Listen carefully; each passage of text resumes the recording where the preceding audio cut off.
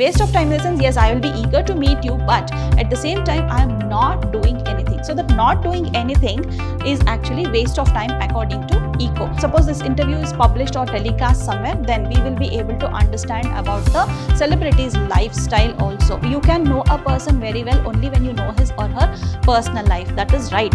But the way you put it across, the way the interviewer asks, it is actually completely different. He also talks about the success of his novel, that is the Name of the Rose.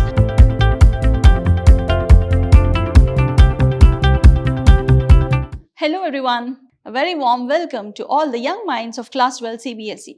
I am Dr. Shalini, your English teacher at Prep School. Today we are here to discuss one of the lessons from your Flamingo, that is the interview. So let us understand what is there in this lesson. So what is there in today's session? Let us just go through this. We'll understand about the author and we'll also have the summary of the lesson. We don't have new words because this lesson actually is written in a very simple language. So we don't have this new words section today. Okay. So let us understand about the author here. Okay. So yes, the author is here. He is a freelance journalist. He is an author and a consultant. Okay, so the author is Sylvester. So he has written this lesson and he is a freelance journalist. He was also a consultant. Now he is working at present. He is working as a consultant to one of the famous companies. So he used to write these reviews and all, but now he is presently writing book reviews as well as obituary in the leading newspapers. And he used to write for several UK newspapers, that is in Britain, and also the magazine publications he was very famous for. Okay, so since May 13, he has been working as the media relations advisor to Olivia Cook.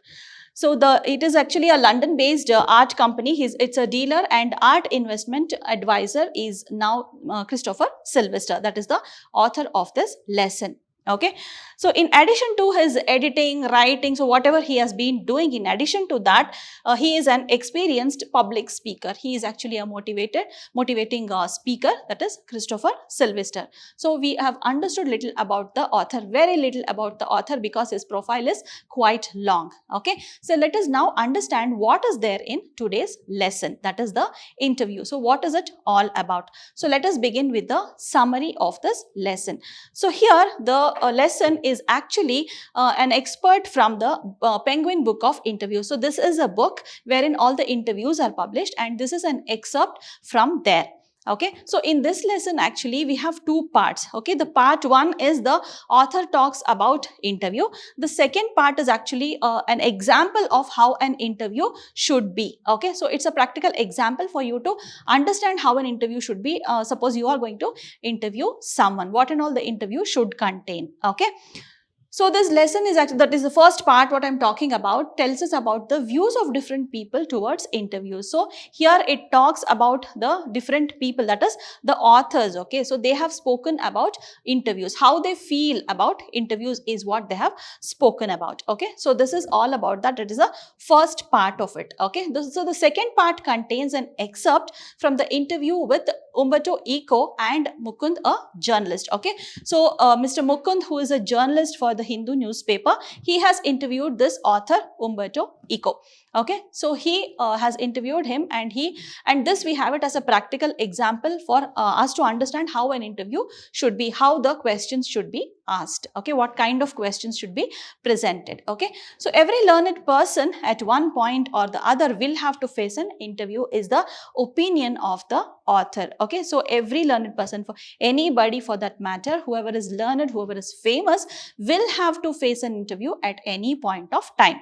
Okay, so that is actually an inevitable part of in any celebrity's life. Okay, so interview is actually very important and one or the other way he or she has to face it, is what the author feels. He tells us about it. Okay, so interview, an inevitable part, as I told you, it is inevitable part of journalism and this was discovered 130 years ago. Okay, so this interview, the technique of interview was interviewed 130 years ago. Though it is so old, it is even now treated as the best way to understand any person's life. Okay, so be it his achievements or be it his personal life, if at all we are going to understand about any person, it is the interview that is the best, that is asking questions and they are answering. Okay, so this is the best part to understand anybody's lifestyle. Okay, so that is interview. Okay, what is an interview basically? Basically, a person asks question and the celebrity or the person who is being interviewed will be answering all the questions. Okay, so it is just an interrogation kind of thing wherein a person like the interviewer will actually understand more about the interviewee. Okay, suppose this interview is published or telecast somewhere, then we will be able to understand about the celebrity's lifestyle also. So this is called as an interview. So more or less an interrogation you can call it as. Okay, so this is an interview. So let us move on and understand a little more about the summary of this chapter now. Okay, so what does this part contain? So this lesson actually talks about the functions, methods and also the merits of an interview. Okay, so here this lesson tells us about the merits also and also the functions and methods of an interview. The merits of an interview vary from person to person. Okay, so few people might consider interview as very important. Few people might be waiting to give an important. Few people maybe wanting to become a little inspiring and they are waiting to give an interview. Whereas few people feel that it is actually an intrusion to their personal life. They are not ready to give interview because the situation what they have experienced make them feel so. Okay, so here there are various people who speak about interview and that is the reason the merits, the views of person actually varies towards the interview. The merits vary based on the views of that person, that is the interviewee. Okay, so this lesson tells us all about that. The functions, the methods, the merits of interview, all these are spoken in this lesson. So if you feel an interview is actually an intrusion, as I told you, it's an intrusion to one's personal life, but others feel that this is a way in which a person can be known completely. Okay, so that depends on what kind of questions are posed to the interviewee. Okay, so if you want to know like what area of that person do you want to know is the actual question. Okay, so if you want to know something about the personal life, then that is the way of questioning will be different. If you want to know the achievements only, then the way of questioning will be something different. So it is actually different. The way of questioning will all vary. Okay, so the way of interview varies. Similarly, the person's view towards interview also varies, because if at all you are interviewing a person on his personal life, okay, so that person might feel little irritated to share few personal details. So that is the reason few people might not be ready to give interviews. Few people actually feel scared also to give interviews. Okay, so there are opinions of famous personalities that are recorded in this lesson. Okay, to begin with, we have V.S. Naipaul. V.S. Naipaul is known as a cosmopolitan writer. He also has won Nobel Award for one of his writings. Okay, so what he tells about interviews here. Okay, V.S. Naipaul tells that few of them feel very wounded by the interviews. That is because the way those people have experienced interviews. Okay, some people as he says, they are wounded because they might be mentally very disturbed by the interviewer. So that is what Naipaul says about interview. So his view is different, but there are many other people who might have felt it very interesting. The interviews maybe they have felt it very interesting, but this is the view of V.S. Naipaul. His wife actually writes in her diary like how it was very disturbing. She records a very disturbing experience of an interview that is done on them. Okay, next we move on to the interview of this Lewis Carroll. Okay, so Lewis Carroll is the author of Alice in a Wonderland. Okay, so he has written this novel Alice in a Wonderland. Yes, this person is actually, this great author is actually scared of an interview. That is what he says in one of his accounts. Okay, so he feels very scared because the people who are coming and interviewing, they are too much into his personal life. Yes, of course, you can know a person very well only when you know his or her personal life. That is right. But the way you put it across, the way the interviewer asks, it is actually completely different. Okay? That has to be very courteous in nature. Okay. So Lewis Carroll actually feels very scared about an interview. Then we move on to Rudyard Kipling. He is the author of Jungle Book, a very famous novel. Okay. He is also known as the poet of a common soldier. That is because his writings are very simple and very famous. Okay. So he and his wife had actually gone on a vacation. So that time few interviewers had come and spoken to them who were too much into their personal life, and it actually spoiled their time spent during, like, the time spent in Boston. Okay. So that is what his wife tells about. Okay. So even this Rudyard Kipling also doesn't have a very good opinion about interviewing. Okay. So that is what his wife has recorded in one of the diary entries. Okay. So then we have H.G. Wells, who is a sociologist. Okay. So he is a very famous author also. Even he doesn't entertain interview. He was not at all ready to give interview to anybody because the interviewers are too much. He also felt that it's too much an intrusion to his personal life. Okay. So this H.G. Wells actually feels that interview is actually it's an ordeal. Okay. So it's very difficult for anybody to interview. Okay.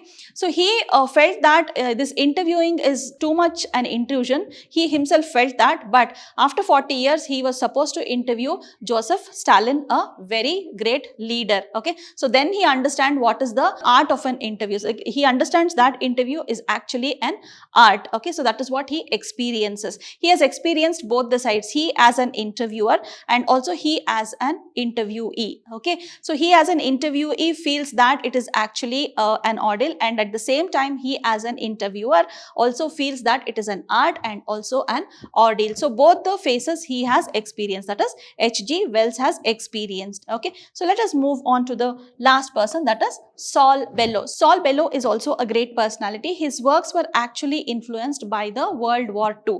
So he is a great playwright, and he also felt interview is actually unnecessary. He doesn't want to be exposed. So those people who are very prolific writers, who are very good playwrights, so all these feel that interview is something like an intrusion to their personal life. But at the same time, in the second part of this lesson, we can see that there is an example of an interview by Mr. Mukund, who interviews an author, that is Umberto Eco. Okay. So he is a very great author.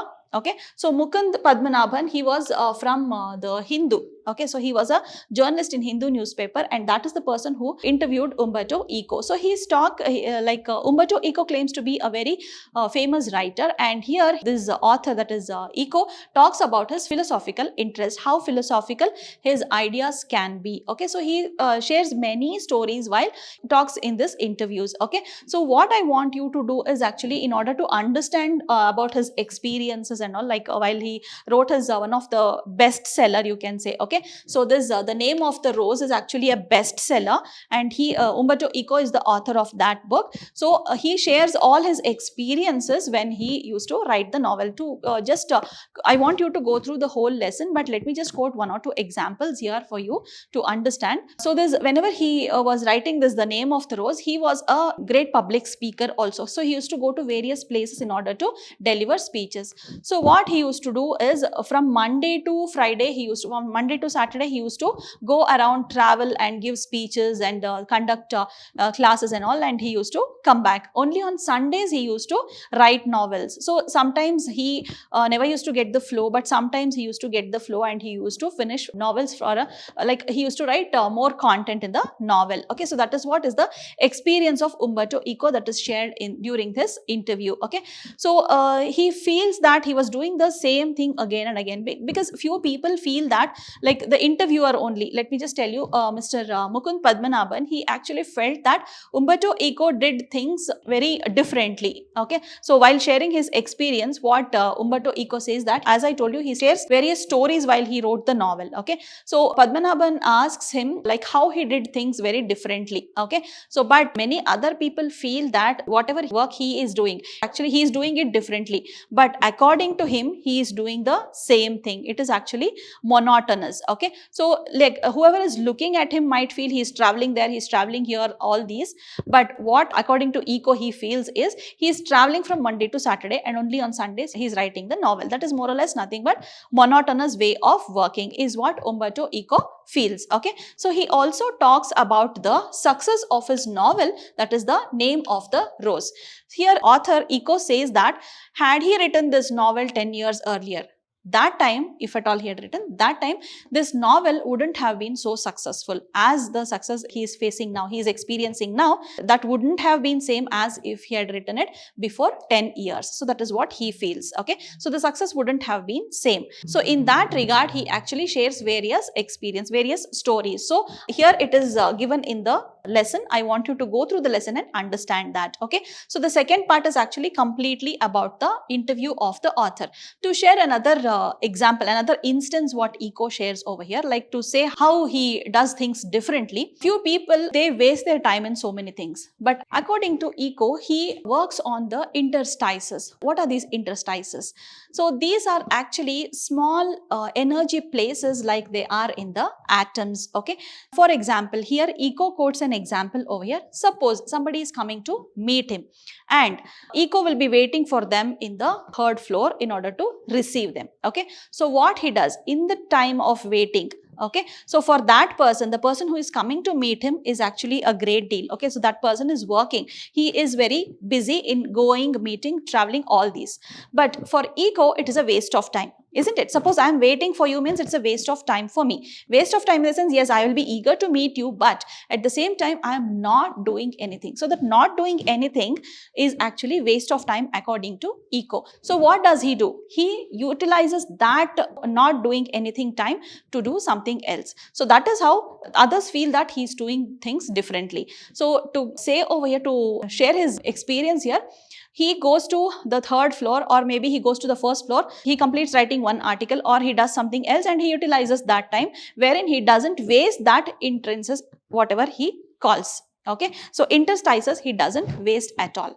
Okay, so this way actually Eco works differently. According to him, it is the same thing, but according to the people who are viewing it, it is actually something different. Okay, so the second part what I spoke about is actually completely the interview of this author only. Okay, so there are two parts as I told you. First part talks about various views of different authors or great personalities. But the second part is actually an example for you to understand how an interview should be. Okay, so this is all about the lesson interview. It would be really good if you can go through the lesson and understand the minute details. Okay, so I just gave you this summary as a guide for you to understand the lesson. Okay, so it would be great if you can understand this lesson and come prepared for the class. Yes, of course, you will get lot of doubts when you understand. I have not covered all the minute details. So when you go through the text, you will understand the minute details and of course, you will come back with doubts. So what I would suggest you is, please go back, read the text and mark the doubts whatever you get with a pencil and come prepared for the class with the book and the pencil so that all your doubts can be clarified then and there only. So let us meet again in our next session. Till then, keep learning, come prepared for the class, stay safe, bye-bye.